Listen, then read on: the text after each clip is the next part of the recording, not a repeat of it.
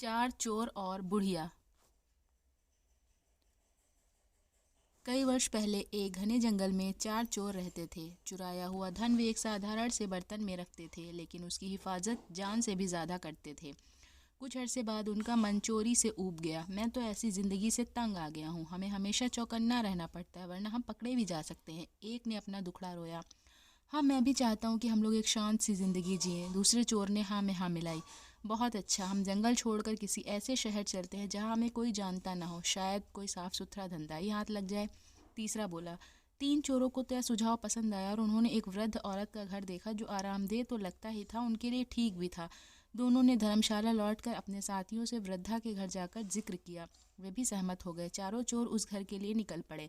हम चारों व्यापारी हैं, एक चोर बोला, और इस शहर में कुछ धंधा शुरू करना चाहते हैं। हमें आपका घर पसंद आया और इसके कुछ कमरे किराए पर लेना चाहते हैं। हम जब तक यहाँ रहेंगे आपको अच्छा किराया देते रहेंगे, दूसरा बोला। बुढ़िया बहुत खुश थी और उसने अपने मेहमानों की खूब खातिरदारी की। आप यहाँ जब तक चाहे रह सकते हैं, वह मुस्कुराई। वह प्रसन्न हुई कि उसे अच्छे किराएदार मिल गए हैं। चारों चोर पता लगा चुके थे कि वह बहुत नेक और सच्ची औरत है, जिसे पराई दौलत का लालच नहीं है, इसलिए उन्होंने अपना पैसों से भरा बर्तन बुढ़िया को संभालने के लिए दे दिया। कृपया इस बर्तन को ध्यान से रखिएगा, एक ही शर्त है, इसे देना तभी जब हम चारों साथ में इसे मांगने आए। ठीक है, बुढ़िया ने बर्तन लेते हुए कहा।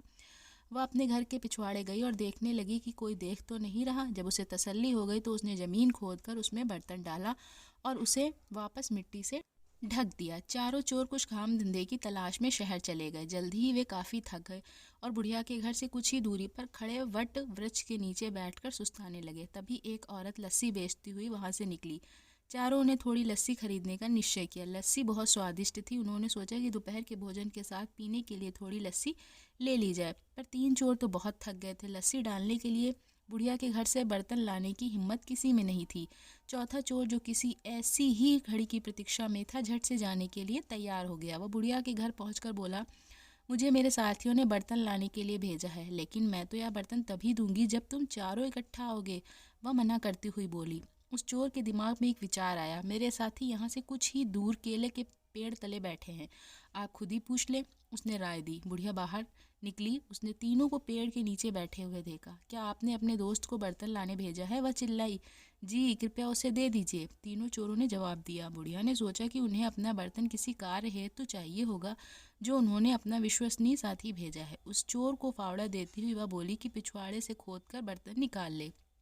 इतना कहकर वह अपने घर के कामों में उलझ गई।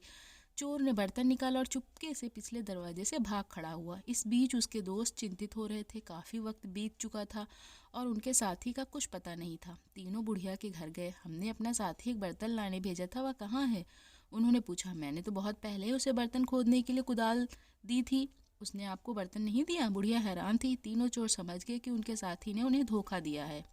हमने आपको कहा था कि बर्तन तभी देना जब हम चारों आपके पास आए। आपने हमारी बात नहीं मानी। हमें लगता है कि हमारे साथी ने आपके साथ मिलकर हमारा पैसा हथियाने का षड्यंत्र रचा है, वे बोले। बुढ़िया बहुत दुखी हुई।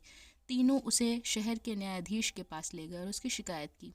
न्यायाधीश ने फैसला दिया कि बुढ़िया की लापरवाही की वजह से तीनों को नुकसान हुआ है, इसलिए सारा हर्जाना बुढ़िया को ही भरना पड़ेगा। बुढ़िया रोती हुई घर लौट आई।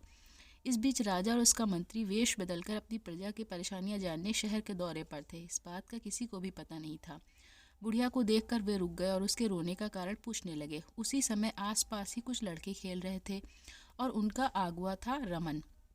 बुढ़िया की दुख भरी कहानी उसने भी सुनी। भगवान करे उन तीनों को तुम्हारे साथ ऐसा सुलूक करने की सजा मिले, रमन बोला। यह सुनकर राजा और उसकी मंत्री बहुत हैरान हुए। उन्होंने रमन से पूछा कि क्या वह इस मामले का फैसला कर सकता है। रमन ने आत्मविश्वास के साथ सिर हिलाया और कहा कि वह अपना फैसला राजा के दरबार में ही सुनाएगा। अगले दिन महल में दरबार लगा। रमन न्यायाधीश के आसन पर बैठा था। उसने चोरों की कहानी सुनी। तुम्हारी शर्त यही थी ना कि बुढ़िया वह बर्तन तुम्हें तभी दे जब तुम चार उसे लेने आओ। रमन के प्रश्न पर तीनों ने हामी भर दी। बहुत अच्छा, वह शर्त पूरी करने के लिए तैयार है, पर यहाँ तो तुम सिर्फ तीन हो। जाओ अपना चौथा साथी लेकर आओ जिससे शर्त पूरी की जा सके। रमन ने आदेश दिया। शाबाश, क्या फैसला दिया है। राजा ने रमन की खूब प्रशंसा की। तुम छोटे हो पर हो समझदार। आज से तुम मर्यादा रमन के नाम से जाने जाओगे और हमारे दरबार में ऐसे मुकदमों के फैसले के लिए याद किए जाओगे।